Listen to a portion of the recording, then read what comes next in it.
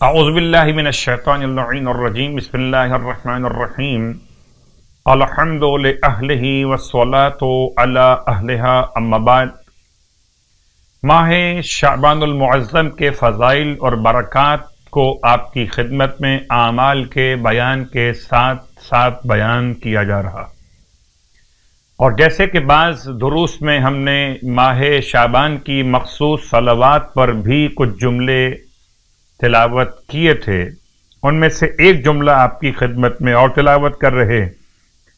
ماہ شعبان المعظم کی مخصوص صلوات امام سجاد علیہ السلام کی تعلیم کردہ ہے۔ اس کا وقت تلاوت ویسے روزانہ زوال آفتاب کے وقت یا نماز ظہر سے پہلے پڑھ لیجئے یا نماز ظہر کے بعد پڑھ لیجئے۔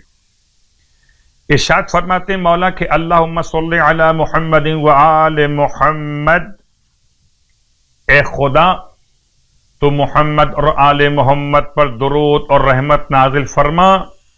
الکہف الحصین، کہ جو مضبوط ترین پناہ گاہ ہے۔ کہف کہتے ہیں پہاڑ کے غار کو، حصین کہتے ہیں مضبوط ترین پناہ گاہ کو۔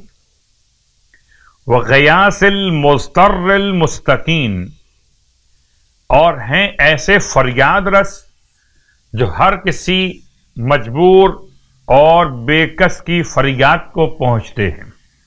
وملجأ الہاربین، اور پناہ گاہ اور ملجا اور ماوا ہیں ان تمام کے لیے کہ جو پناہ تلاش کرتے ہوئے سرگرداں پھر رہے ہوں۔ وعصمت المعتصمین، اور جو گناہوں سے اپنے آپ کو بچانا چاہتے ہوں تو آل محمد کی سیرت ان کے لیے باعث عصمت گناہان قرار پاتی ہے۔ خدا ہم سب کو آل محمد کی پناہ واقعا نصیب رکھے، الہی آمین۔ ماہ شعبان المعظم کی 12ویں شب آپ کی خدمت میں، اور اتفاق کہ آج 12ویں شب کی مناسبت سے جو روایت اللہ کے رسول صلی اللہ علیہ وآلہ وسلم نے نماز کے بارے میں تعلیم فرمائی وہ ہے 12 رکعت نماز۔ 12 رکعت نماز 12ویں شب ماہ شعبان، نیت بھی واضح اور نماز بھی واضح۔ طریقہ نماز کا کہ یہ 12 رکعت نماز اس طرح سے پڑھی جائے کہ ہر رکعت میں الحمد کے بعد سورہ الہاکم التکاثر 10 مرتبہ پڑھی جائے۔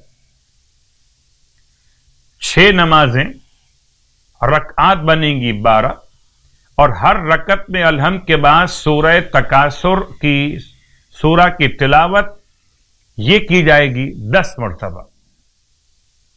خداوند عالم اس کی تلاوت کی برکت سے 40 سال کے گناہوں کو بخش دے گا، اور اس کے لیے 40 درجات آخرت میں بلند فرما دے گا، اور اس کے لیے 40,000 فرشتے خدا سے مغفرت کی گزارش کریں گے، اور اس کے نام اعمال میں اتنا ثواب لکھا جائے گا کہ جیسے کسی نے شب قدر کو حاصل کر لیا ہو۔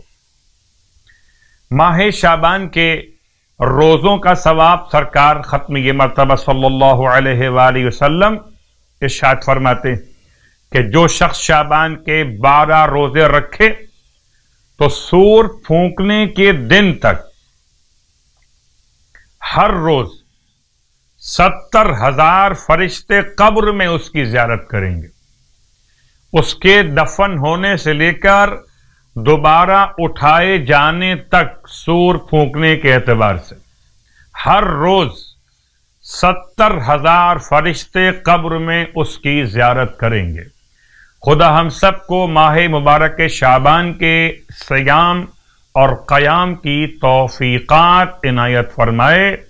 بالخصوص ہم سب کو اس مبارک مہینے میں گناہان صغیرہ و کبیرہ سے محفوظ رہنے کی توفیق عطا فرمائے۔